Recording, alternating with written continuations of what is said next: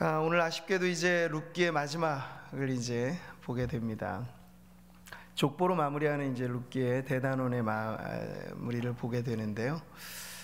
룻기가 마치면 이제 또 한 여인의 아름다운 이야기로 새 출발을 할 텐데요. 성경에 딱 여인의 이름으로 쓰여진 두 권의 책, 룻기와 에스더. 다음 주부터는 파란만장한 또 한 여인의 이야기가 펼쳐지게 되겠습니다. 그 이름도 아름다운 에스더의 이야기가 기대하시라 개봉박도 준비되고 있으니까요. 다음 주에도 설 명절 마지막 날이 수요일인데요. 어디 가지들 마시고 함께해서 에스더의 아름다운 그 역사, 새로운 출발을 함께 나눴으면 좋겠습니다. 인간의 역사 위에 유유히 흐르는 것이 하나님의 역사입니다.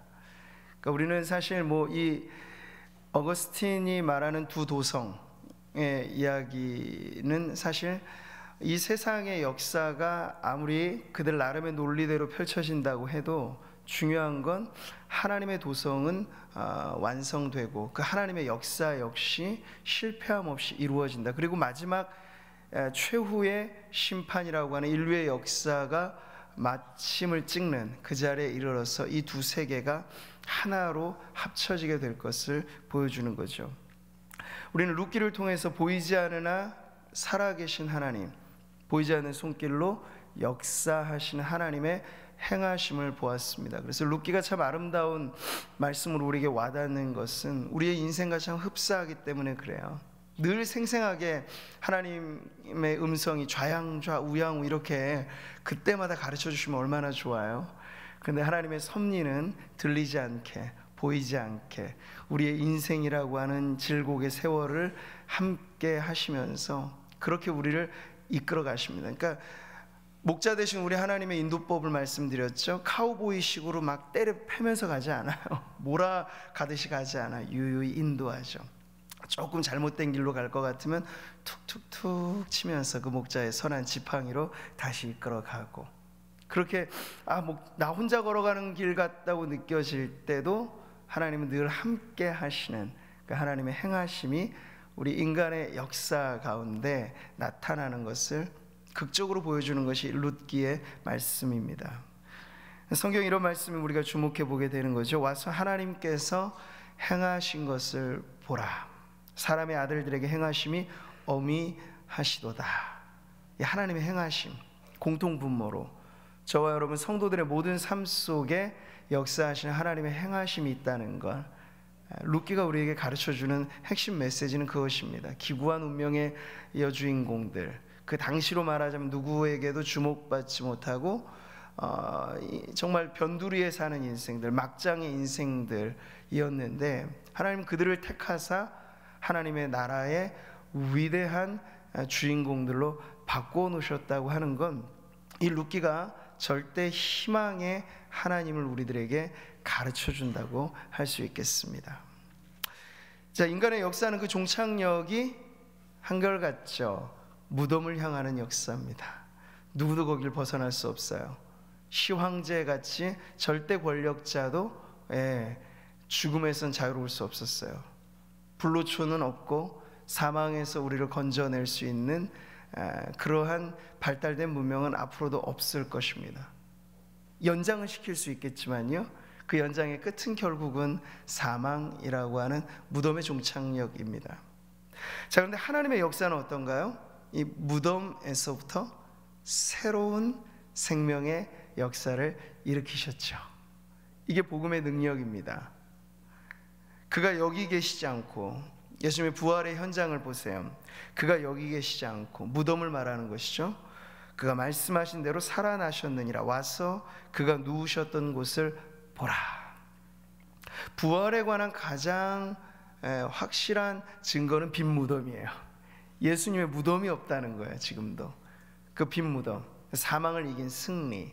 그러니까 인간의 모든 인간이 위대하든 비루하든 가는 그 종착역이 무덤인데, 하나님은 그 무덤에서부터 생명의 역사를 시작하셨어요. 부활의 첫 열매가 되시는 예수 그리스도께서 그래서 우리에게 절대 희망을 주시는 거죠. 그러니까 사망에서부터 자유로운 인생이다.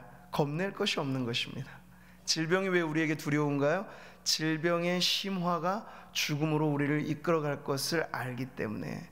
근데 질병과 죽음이 무관하다면 두려울 이유가 없는 것이에요.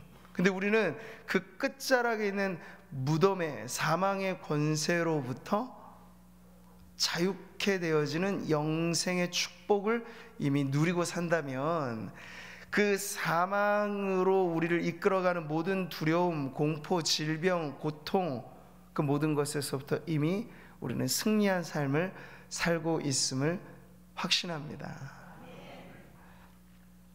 자, 오늘 룻기는 대단원의 마지막을 통해서 미약한 시작, 창대한 끝, 이것을 우리에게 확실하게 보여주죠. 욥기의 말씀이 그렇지 않나요? 내 시작은 미약하였으나 내 나중은 심히 창대하리라. 이 룻기에 나오는 주인공들이 바로 이 말씀에 해당되는 거죠. 얼마나 미약한 시작이에요. 가녀리고 빈털털이 텅 비어버린 팍팍 긁어대는 인생의 마지막 이 바닥난 인생들. 네. 근데 그들의 끝이 지금 아름다운 족보로 귀결되고 있는 걸 보게 되는 거죠. 텅 빈 인생 나오미, 가녀린 이방 여인 룻, 이 두 여인 모두의 인생이 이제 극적인 전환을 이루는 것이 대단원의 끝이라 하는 것. 그래서 우리에게 하나님은 기대를 불러일으켜 주신 거예요. 룻기를 읽고 묵상하고 이것을 말씀을 듣고 전하는 모든 인생들에게, 모든 하나님의 백성들에게 절대 희망을 주면서 시작이 미약할지라도, 지금 미약하다고 느끼실지라도, 미약한 과정을 계속 이어간다 할지라도 하나님이 함께 하시는 인생은 결국엔 창대한 끝을 보리라는 것이에요. 오늘 저와 여러분의 믿음이 그 창대한 끝을 붙잡으시기를 바랍니다. 시작이 있으면 반드시 끝이 있습니다. 그 끝을 누가 맺느냐가 근데 관건이죠. 인간이 자기가 주인된 삶을 살아가다가 끝을 맺는 건 사망의 종착점이죠. 근데 하나님이 끝맺는 인생은 부활의 생명, 새로운 희망, 기대. 하나님이 끝맺음은 열린 결말이라는 거예요. 오늘 이 룻기의 결말이 족보로 끝났다는 건 바로 그런 새 출발의 아름다운 탄생들을 지금 보여주면서 사사시대 이야기가 사실은 그 족보를 헤아려 보니까 다윗의 왕가로 이어진다는 걸 보여주잖아요. 아주 열려있는 결말이에요. 무궁한 가능성을 가지고. 그러니까 하나님이 끝맺는 인생이 된다면 우리의 인생은 절대 희망인 거죠. 그래서 지금도 끝간데 모를 고통 속에 긴 터널을 통과하는 그런 느낌의 아픔과 한탄과 고통이 있으실지라도 터널에 출구가 있다는 걸 믿으시기 바랍니다. 입구가 있으니 출구가 있습니다. 지금 당장은 컴컴하게 느껴질지라도 그 출구를 향하여 우리가 가고 있다는 사실을 이 희망의 말씀은 우리들에게 가르쳐주고 있는 거죠. 다시 한번 말씀드립니다. 하나님을 따라가는 인생길은 절대 희망입니다. 그 중간에 사망의 음침한 골짜기가 있고요, 눈물의 골짜기도 있어요. 네, 하나님을 따라가는 인생 결국 내 아버지의 집에 이를 것이니 그것이 절대 희망인 것이죠. 영원히 내 아버지의 집에 살리로다. 네. 자, 오늘 본문의 말씀은 족보의 결말을 우리들에게 보여줍니다. 자, 족보, 이 룻기라고 하는 성경 말씀이 아주 특이한 마침이죠. 이 족보가 가지고 있는 의미들이 이 결말을 왜 이 족보로 장식하고 있는가 하는 점에 있어서 우리는 다른 성경과 비교할 때 이 족보라고 하는 내용이 들어올 때는 한 인생, 한 가게, 한 가문, 어떤 시작점에 놓이게 됩니다. 앞머리에 족보는 나오게 마련이죠. 마태복음의 시작을 해서 예수님의 족보를 그 앞에 위치시켜 놓고 있습니다. 그런데 룻기는 이 성경을 끝맺는 마지막에 족보를 위치시켜 놓고 있습니다. 자, 그럼으로써 새로운 가계를 보여주는 역할을 하고 있는 거죠. 자, 이 형식을 보세요. 베레스의 계보는 이러하니라. 창세기에 등장하는 여러 족보들과 그 형식이 흡사합니다. 누구누구의 계보가 이러하니라고 하면서 이미 구약의 성경을 잘 알고 있을 하나님의 백성들에게 이 룻기가 족보라고 하는 형식의 끝맺음을 함으로써 창세기나 다른 여러 족보가 등장했던 그러한 말씀들과 한번 비교해 보라고 하는 것을 가르쳐 주는 거죠. 그리고 여기서 가장 중요한 의미는 뭐냐면요, 이 족보가 가지고 있는 이 역전의 의미를 가르쳐 주고 있는 거예요. 룻기의 시작은 이미 죽음으로부터 시작하잖아요. 한 가정의 가장인 엘리멜렉의 죽음, 10년의 상간 이방 땅에서 말론과 기륜, 희망이었던 두 아들들의 죽음, 죽고 죽었더라. 그러니까 룻기의 시작부터가 가장 암울한 인생의 죽음의 역사로부터 출발하는 이야기입니다. 비극 중에 비극이죠. 자, 그런데 룻기의 마지막은 어떻습니까? 오벳이라고 하는 아이, 전혀 예상하지 못했던, 이 늦둥이도 아니에요. 전혀 이 인간의 구상으로는 생각지도 못했던 이 아이의 출생, 그리고 출생 이후에 이 아이가 속해 있는 그러한 족보를 통해서, 이 족보의 특징은 뭐죠? 낳고 생명으로 반전되고 생명으로 역전되는. 그러니까 룻기의 시작은 미약한 했으나, 그 죽음이었으나 룻기의 끝은 생명의 창대함으로 그렇게 귀결되는 걸 우리들에게 보여주고 있는 거죠. 하나님의 역전승을 보여주는 거예요. 사망의 왕노릇하는 이 세상 속에 하나님이 개입하시자 비운의 여주인공들이 참으로 하나님과 그 왕국의 길이 남을 역사의 주인공으로 바뀌고 생명으로 바뀌는 하나님의 대역전승을 이 족보는 우리들에게 보여주고 있습니다. 자, 이게 공통된 하나님의 역사의 진행 방식이세요. 하나님, 인간의 끝자리에서 하나님이 새로운 시작을 보여주신다는 것. 우리가 그런 말을 늘 하잖아요. 인간의 위기는 하나님의 기회라고 말이죠. 죽음마저도 하나님을 이길 수는 없는 거예요. 생명의 창조자이신 하나님을 이길 수 없다는 거죠. 그래서 그 죽음 앞에서도 예수님이 나사로의 무덤 앞에 나오라 말씀과 한마디에 죽었던 나사로가 벌떡 일어나서 나오는 것처럼 하나님의 역사에 우리 자리 가운데 함께 하시면 이와 같은 반전과 극적인 전환이 일어나게 된다는 것이죠. 자, 아담의 이야기를 보세요. 죄로 인해 이미 끝나버린 아담, 흙이니 너는 흙으로 돌아가라는 사망 선고를 받았습니다. 새로운 후손의 약속을 그러나 하나님은 하시면서 아담이 지은 죄를 뭐라고 말하죠? 원죄라고 말합니다. 오리지널 신, 이 죄의 가장 원초적인 죄의 뿌리, 아담의 죄를 원죄라고 말하죠. 근데 그 원죄가 놓여져 있었던 그 바로 옆에 무엇이 들려지냐면요, 창세기 3장 15절, 우리는 이것을 원복음이라고 말합니다. 아주 중요한 구절인데요, 같이 한번 읽겠습니다. 내가 너로 여자와 원수가 되게 하고 내 후손도 여자의 후손과 원수가 되게 하리니 여자의 후손은 내 머리를 상하게 할 것이요 너는 그의 발꿈치를 상하게 할 것이니라 하시고, 이 원시복음이라고도 말하는 창세기 3장 15절, 그러니까 아담이 죄를 짓고 모든 것이 박탈되고 그 영광이 실추되고 이제 낙원에서 추방당할 판에 놓여져 있는 그 아담과 하와에게, 그를 꿰어냈던 뱀에게 선고된 하나님의 말씀은 앞으로 있게 될 그 먼 훗날의 이야기를 압축된 이 씨앗의 형태로 복음을 전해주신 거예요. 여자의 후손, 그 누군가? 예수 그리스도로 인하여 인류의 철천지 원수인 마귀와의 대격돌, 그것이 바로 겟세마네 동산을 지나서 갈보리 언덕에서 있게 될 그 궁극의 승리죠. 정수리를 박살낸다라고 하는 건 완전한 승리를 말하는 것입니다.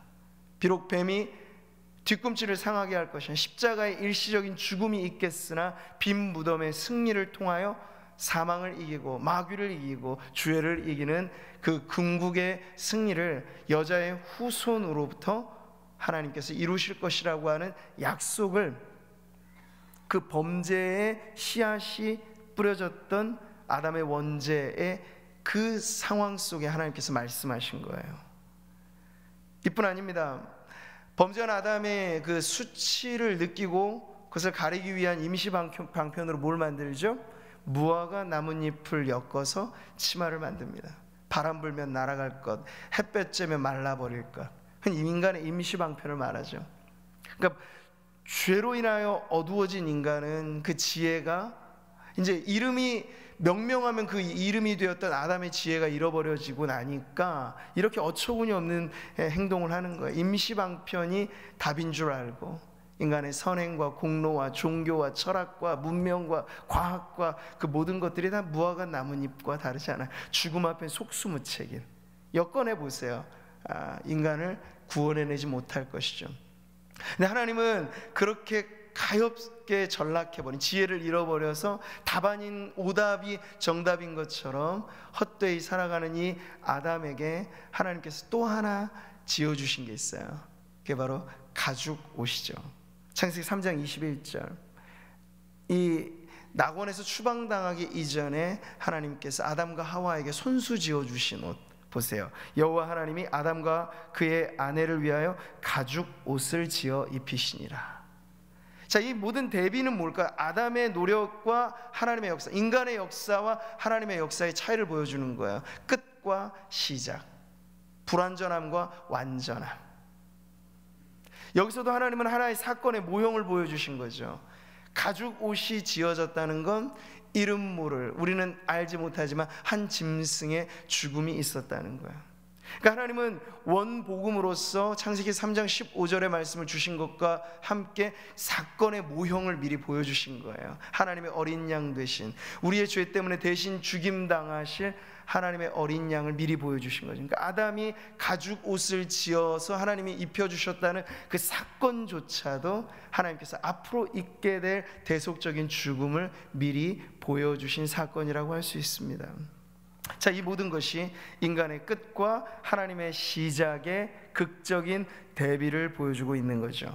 이게 지금 우리가 룻기라고 하는 성경의 말씀의 마지막에 위치한 이 생명의 계보, 족보, 이것을 통해서 알게 되는 내용입니다. 이제 새로운 역사가 시작된다는 걸 보여주고 있는 거죠. 룻기의 형식이 족보로 열려진 결말을 취하고 있다라고 하는 것은 이제 끝이 아니라 새로운 시작이 있게 된다. 물론 한 세대가 오고 한 세대는 가고 오고 가는 그러한 변화는 있겠지만 하나님의 역사는 계속해서 흐른다라고 하는 걸 보여주고 있는 거예요. 그러니까 지금도 좋지만 룻과 보아스가 만나서 오벳이 낳고 행복하게 잘 살았더래요. 이것도 아름다운 결말이지만 그게 끝이 아니고 하나님이 이들의 새로운 출생을 통하여 족보를 통하여 오실 메시아에 대한 대망까지를 이렇게 보여주고 있는 것이에요. 창세기 11장에 보면 또 인간의 끝에 허무한 분열을 우리가 무엇으로 봅니까? 바벨탑 사건에서 보는 것이죠. 가장 인류의 건축물 중에 가장 높이 세워졌던 그 당시 바벨탑. 그런데 인간의 어리석은 궁리가 하나님의 그러한 다루심을 통해서 오히려 흩어지는 것으로, 쌓아서 올라가려고 추구했지만 결국에는 흩어져 버렸던 이 비극의 역사, 그게 바벨탑의 역사이죠. 근데 창세기 11장을 지나면 12장이 나오는데 거기 새로운 역사가 시작돼요. 아브라함이라고 하는 변방의 촌부를 불러내므로써 하나님께서 족장들을, 믿음의 족장들을 세우시고 그들을 통하여 이스라엘 민족을 만들어 가시는, 그들을 통하여 하나님 나라의 백성의 모형을 보여주면서 오늘 교회에 이르는 이 아름다운 하나님의 역사를 한 사람을 불러내므로써 시작하는 거예요. 그 앞에까지는 바벨탑으로 모든 인류가, 언어가 혼잡해지고 분열되어지는 그런 역사의 끝을 보았는데 하나님은 그 속에서 다시 새로운 역사를 시작하시는 것이죠. 자, 이것이 바로 하나님의 역사의 진행 방식인 것을 여러분 기억하시기 바랍니다. 그래서 우리가 생각하는 모든 끝자락에서 하나님은 새롭게 시작하시는 분이라고 하는 걸 믿으시기 바랍니다. 이게 우리의 믿음이어야죠. 그래야 절대 희망의 삶을 살아갈 수 있습니다. 인간의 심리학이 말하는 긍정의 심리학을 말하는 것이 아니에요. 하나님, 그분은 빛이시라고 말씀하셨잖아요. 회전하는 그림자도 없으신 그 완전하신 하나님의 역사를 우리가 의지하고 믿음으로 붙잡고 우리의 삶 속에 펼쳐지는 보이지 않는 하나님의 손을 의식하며 살아갈 때 그 삶이 새로운 시작, 새로운 출발, 생명의 역사, 절대 희망으로 이어진다고 하는 사실을 오늘 우리가 모두 믿기 바랍니다.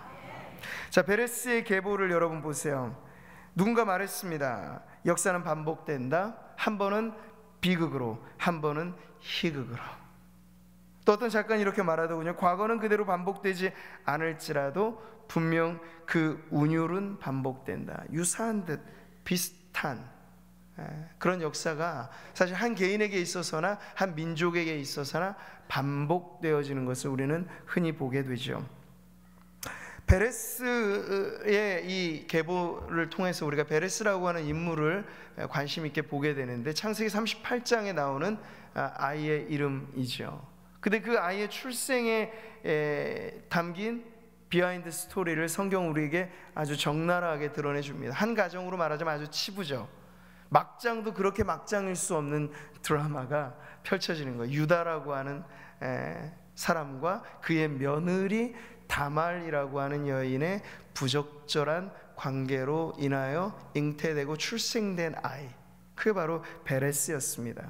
물론 당시도 그 문맥 가운데 중요했던 건 뭐냐면 계대 결혼의 원리가 그 당시의 상황에서 아주 중요한 문제였습니다. 유다의 세 아들들이 있었는데 첫째도 죽고 둘째도 죽어요. 첫째 원래 아들의 며느리였던 다말에게 계대 결혼, 그러니까 그 대를 잇게 해주는 방식으로 아우가 형이 씨를 퍼뜨리지 못하고 자식을 놓지 못했던 그 역할을 아우로 하여금 대신하게 함으로써 이스라엘 종족의 이 혈통의 순수성을, 믿음의 백성을 이어가게 하시고자 하는 하나님의 자비로운 방침이 바로 이 계대 결혼이었습니다. 신명기 25장에 나와 있는 율법의 말씀이 이것을 가르쳐 주는데요. 형제들이 함께 사는데 그 중 하나가 죽고 아들이 없거든 그 죽은 자의 아내는 나가서 타인에게 시집가지 말 것이요. 그러니까 아들이 없는 상황에서 말하는 거죠. 그의 남편의 형제가, 동생이 그에게로 들어가서 그를 맞이하여 아내로 삼아 그의 남편의 형제된 의무를 그에게 다해줘라. 이게 바로 계대 결혼이라고 하는 거예요. 그래서 그 여인이 낳은 첫 아들이 그 죽은 형제의 이름을 잊게 하는 거. 자, 이게 우리 룻기의 당시의 이 관습에서도 이 원리가 그대로 나오게 된 것을 알게 되죠. 기업 물음이라고 하는 이 원리도 바로 그 안에는 계대 결혼의 의미를 함께 담고 있습니다. 자, 그런데 어때요? 유다가 가만히 보니까 아들이 계속 죽어 나가는 거예요. 남편 잡아먹는 이 아내가 다말인 거예요. 그래서 셋째까지도 주면 죽겠다 싶어서 셋째는 숨겨두죠. 그리고 때가 되면 줄 테니 수절하고 기다리고 있거라 하는데 안 줘요. 그 유다조차도 하나님의 자비로운 이 언약을 깨는 거죠. 원래 했어야 될 의무를 이행하지 않은 거죠. 가만히 수절한 여인으로 청산 과부가 돼서 있었던 다말이 인간적인 꾀를 냅니다. 그래서 시아버지였던 유다를 꾀어서 과부의 마치 그 당시에 뭔가요? 갑자기 전문 용어가 떠오르지 않는데 네, 접대하는 그런 창녀의 역할을 하면서 시아버지 유다와 부적절한 관계를 맺죠. 그 목적은 하나였어요. 쾌락이 아니라 씨를 얻고자 하는 것이었죠. 다말은 자식을 얻고자 했던 유일한 목적을 성취하기 위해서 다말 역시도 하나님이 원하지 않는 방식으로, 인간적인 방법으로 그 일을 했던 것이에요. 그러니까 유다도 적절치 않았고 다말도 적절하지 않았어요. 두 사람 모두가 다 하나님 보시기엔 잘못된 모습이었습니다. 그런데 그 씨로 나아진 것이 바로 베레스예요. 또 쌍둥이였거든요. 근데 베레스의 출생 과정을 보면 형이 먼저 나올 판이었는데 이 베레스가 형을 끄집어 당기고 뱃속에서 자기가 먼저 우선된 자리를 차지하려고 나왔어요. 이 베레스의 이름의 뜻이 터트린다, 파괴한다. 별로 좋지 않은 이름이에요. 그러니까 이 베레스 태어나는 이 과정, 이 아이의 이름, 이 모든 것이 사실은 다 그다지 좋은 이야기들은 아닙니다. 자, 그런데 이 비극적인 이 상황이 지금 나오미의 인생 가운데도 사실 유사하게 펼쳐지게 되는 거죠. 두 아들 다 죽고 더 이상 기대할 것이 없는, 씨가 말라버린 그러한 가족의 운명을 이 나오미가 1장에서부터 갖게 되는 거죠. 그래서 여러분 그런 이야기가 있어요. 평행 이론이라는 말이 있는데, 시대를 달리한 두 사람이 같은 비슷한 운명을 산다, 믿거나 말거나 이런 이야기인데, 사실 평행 이론을 말할 때 늘 거론되어지는 인물이 미국의 대통령인 링컨과 존 F 케네디.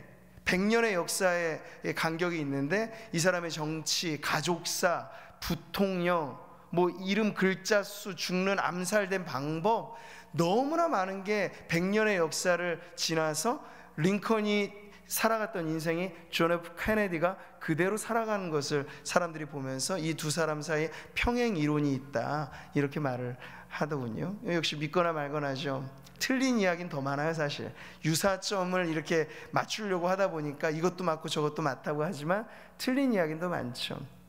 근데 저는 다말의 비극적인 인생과 사실 나오미의 비극적인 인생이 이런 점에서 흡사하다. 역사는 반복된다. 인간의 역사가 아무리 벗어나려 애를 써도 죄라고 하는 그러한 울타리 안에서 벗어나지 못하는 한 인간의 역사가 반복된다라고 하는 건 이 두 여인의 비극적인 인생을 통해서 어느 정도 맞는 그런 모습이라고 할 수 있겠습니다.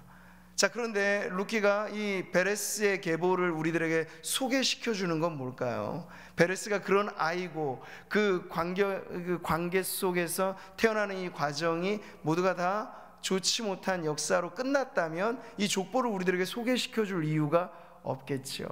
그런데 여기 하나님의 기막힌 섭리가 일어나게 된 거예요.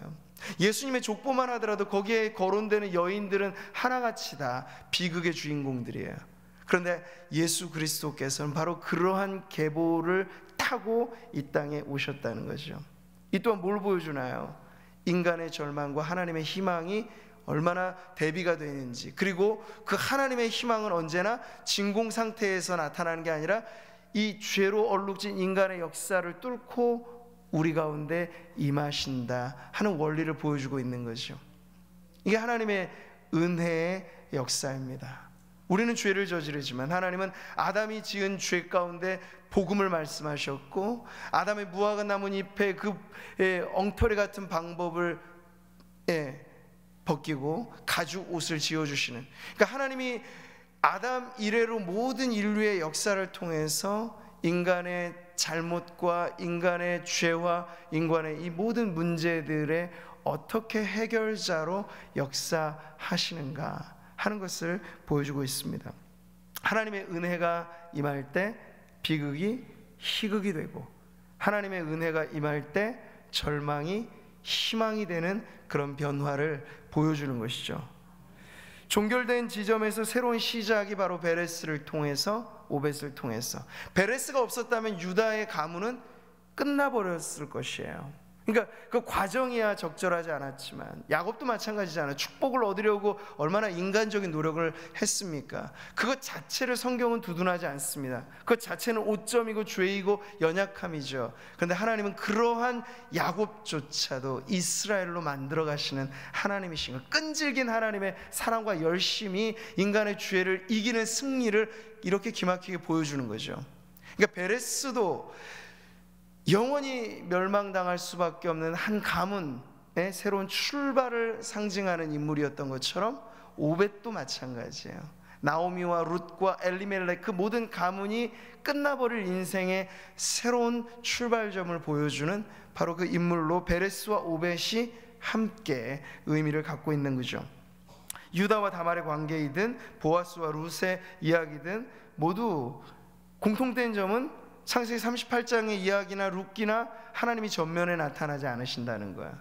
자기들끼리 지지고 볶습니다. 문제를 일으킵니다. 그런데 하나님은 기막히게도 그들의 문제까지도 합력하여 하나님의 거대한 선의 그 작동의 원리로 이끌어 가시면서 결국 이 계보를 타고 메시아가 오는 자리를 하나님은 마련해 주셨다는 거예요. 우린 역사의 무대 위 주인공들만 보지만요, 그 무대 아래, 그 뒤에 가려진 연출자와 이 작가가 하나님 자신이다라고 하는 사실을 잊고 삽니다. 그럼 오늘 룻기의 이야기는 새로운 출발의 계보를 통해서 베레스라고 하는 비운의 아이의 새로운 계보를 우리에게 소개시켜 줌으로써 하나님은 여전히 우리의 인간의 역사와 그 비극의 주인공들을 바꾸어내시는 하나님이신 것을 보여주시는 바로 그런 내용입니다. 하나님의 은혜의 특징은 의외성이 있는 거예요. 전혀 뜻밖의, 이런 조합으로도 하나님이 일하실까? 다윗과 밧세바의 조합이 부적절한 관계였어요. 근데 그 사이에 솔로몬이 나오는 거죠. 그러니까 하나님의 의외성은 인간의 죄, 그래서 바울이 말하잖아요. 죄가 더한 곳에 하나님의 은혜가 더하였다. 그렇다고 우리가 죄를 지을 수 있느냐? 그건 아니지만 하나님의 은혜는 언제나 인간의 죄가 끝간데를 모르고 나올 때 그걸 덮어버리는 하나님의 엄청난 은혜의 홍수가 쏟아지게 함으로써 인간의 모든 죄의 문제를 압도적으로 승리하신다. 이게 하나님의 은혜의 의외성이라고 할 수 있는 거죠.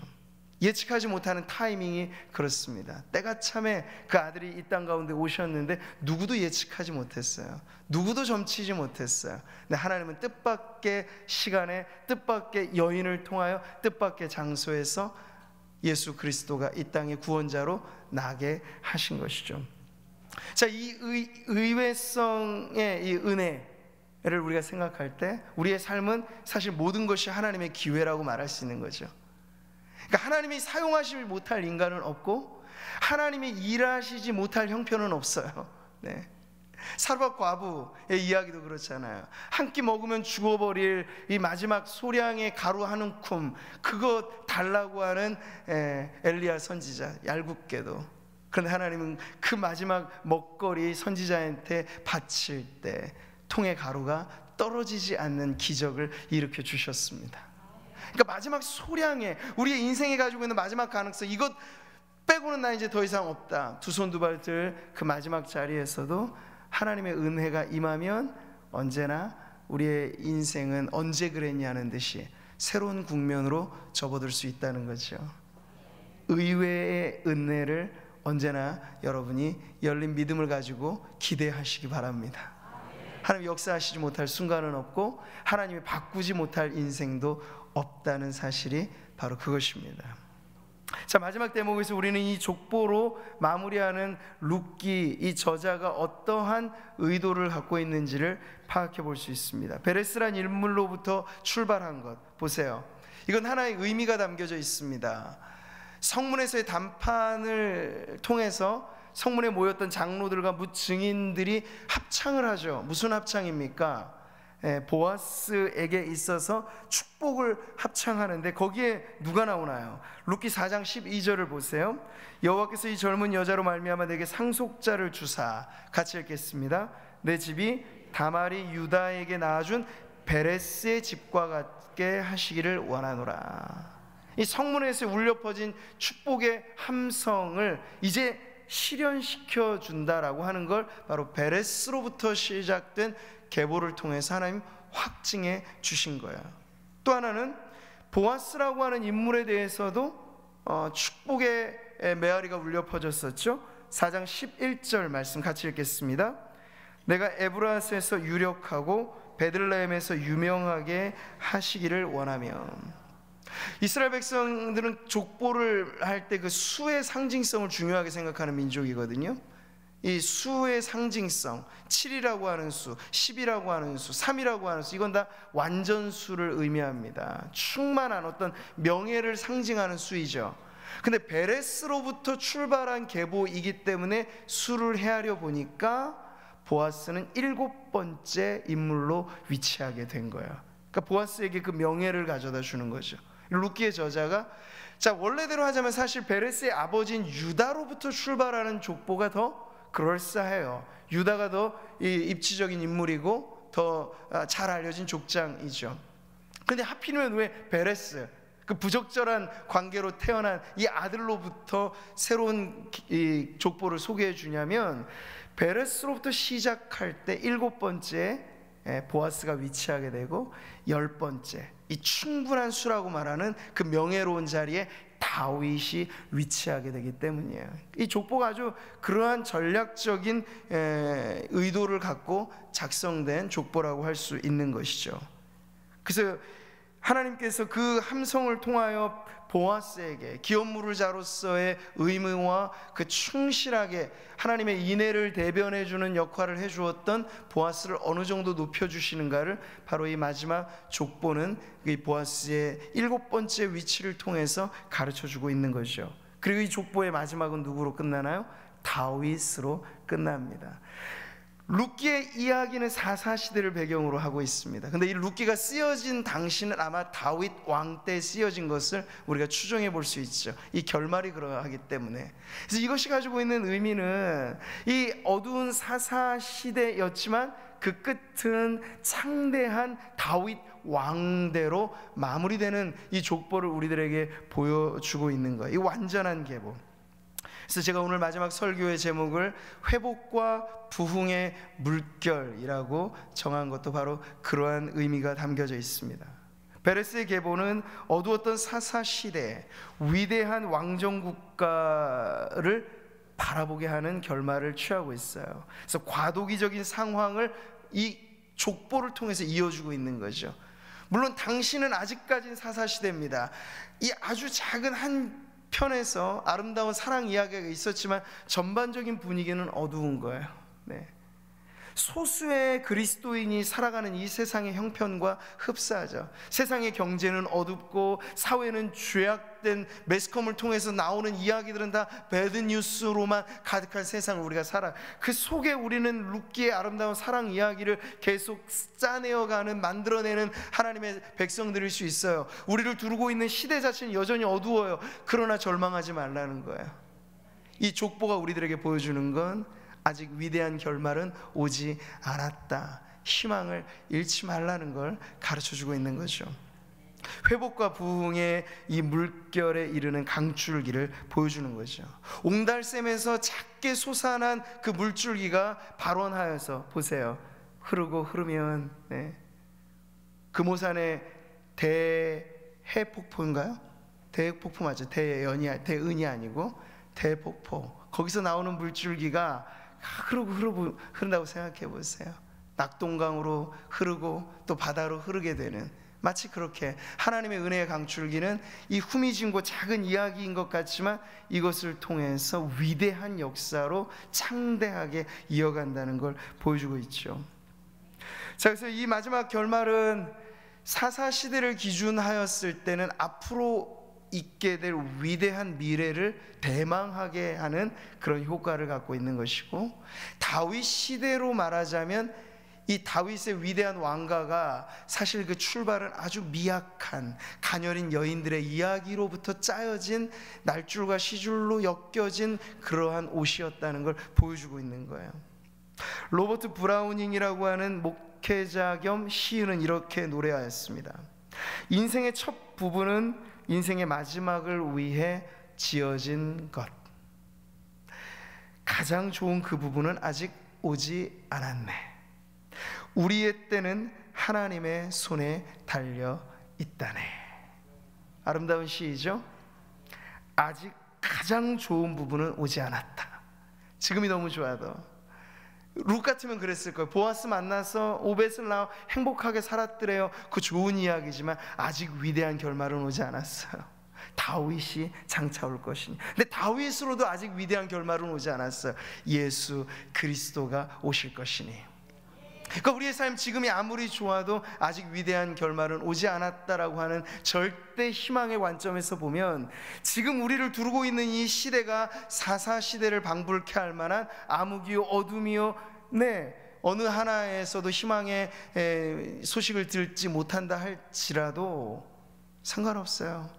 우리는 이미 우리 안에 시작된 아름다운 하나님의 사랑 이야기가 이미 나를 주인공으로 하여 텅 빈 인생을 채우고도 남은, 그래서 여러분이 그 주인공이 되어 지금 살아가고 있는 하나님의 역사가 바로 우리를 통해서 이어지고 있기 때문에 그 당시에는 룻과 나오미와 보아스, 그 많고 많은 사람 중에 그 세 사람을 통해서 그 작은 이야기였다면, 지금은 벌써 우리 구미 상모교회만 해도 하나님을 믿는 이 수많은 백성들의 삶을 통하여 하나님의 이야기가, 하나님의 역사가 쓰여지고 있으니 얼마나 희망은 더 크게 우람하게 자라가고 있는 것입니까? 우리가 그것을 보는 것이죠. 사사 시대를 기준으로 바라보면 아직 희망찬 미래는 열려 있다는 걸 보여주는 것이고, 또 하나 우리의 삶이 다윗 왕대로부터 지금 위대함을 구가하고 있고, 우리는 잘하고 있다라고 하는 생각을 할 때, 이 룻기가 보여주는 마지막 계보의 메시지는요, 그러나 겸손을 잃지 말라는 거예요. 다윗 왕이여, 그대의 창성함은 아주 작은 그대의 선조로부터, 룻과 보아스, 하나님이 아니셨다면 가망 없는 인생들로부터 그대가 왔으니 자만하지 말고 교만하지 말라는 메시지를 오늘 이 룻기는 담고 있는 것이죠. 과거를 회상할 때 우리의 시작이 얼마나 미약했는가를 잊지 말라는 거예요. 대부분의 몰락은 성공의 순간 넘어집니다. 피라미드의 정점을 향하여 사람들은 올라가지만 올라간 자리는 내려갈 것밖에는 없는 자리인 거예요. 대부분의 교만은 성공으로부터 출발합니다. 그러니 우리가 우리의 삶, 우리의 공동체, 우리의 신앙이 이쯤 하면 되었어, 우리는 위대한 믿음의 가문을 이루었어 생각할 그때 룻기는 우리에게 이 메시지를 던져주는 것이죠. 당신의 시작은 미약하였던 걸 잊지 마십시오. 그러니 언제나 높일 것은 하나님의 은혜이고, 우리는 연약하고 부질없는 인생임을 늘 기억하면서 오직 하나님만을 의지하는 믿음 갖고 사십시오. 이것이 오늘 룻기의 마지막 족보가, 다윗으로 마치는 이 위대한 계보가 우리들에게 가르쳐주는 메시지입니다. 희망을 잃지 말고 또한 겸손을 잊지 말라는 것이요. 이 두 가지만 우리에게 있다면 우리는 오늘을 바로 살아낼 것입니다. 절망이 있을지라도 희망을 잃지 않을 수 있다면, 위대한 성공의 순간에 겸손을 잃지만 않는다면 우린 넘어지지 않고 어그러지지 않는 발걸음, 주님을 따라 승리하며 이어가게 될 줄 믿습니다. 이 역사가 바로 저와 여러분의 믿음의 삶이 되시기를 축복하고, 우리 구미 상모교회가 앞으로 걸어갈 길이 되기를 소원합니다. 아무리 위대한 역사가 있다 한들 우리에게 더 위대한 역사는 아직 오지 않았고, 그래서 우리는 겸손히 이 길을 걸어가면서 우리 역사의 주인 되신 하나님만을 바짝 붙쫓으며 그 인애로우신 아버지의 이름을 부르는 그 믿음의 발걸음들이 계속해서 이어갈 때, 하나님은 그 끝이 창대한 결말로 우리 모두를 이끌어 가실 줄 믿습니다. 할렐루야. 오늘 이 룻기를 마감하면서 우리에게 들려진 이 소망의 메시지, 그리고 우리가 잊지 말아야 할 겸손의 메시지, 그 모든 것을 가슴에 담고 하나님 앞에 기도하면서 또 찬양하면서 마무리했으면 좋겠는데요.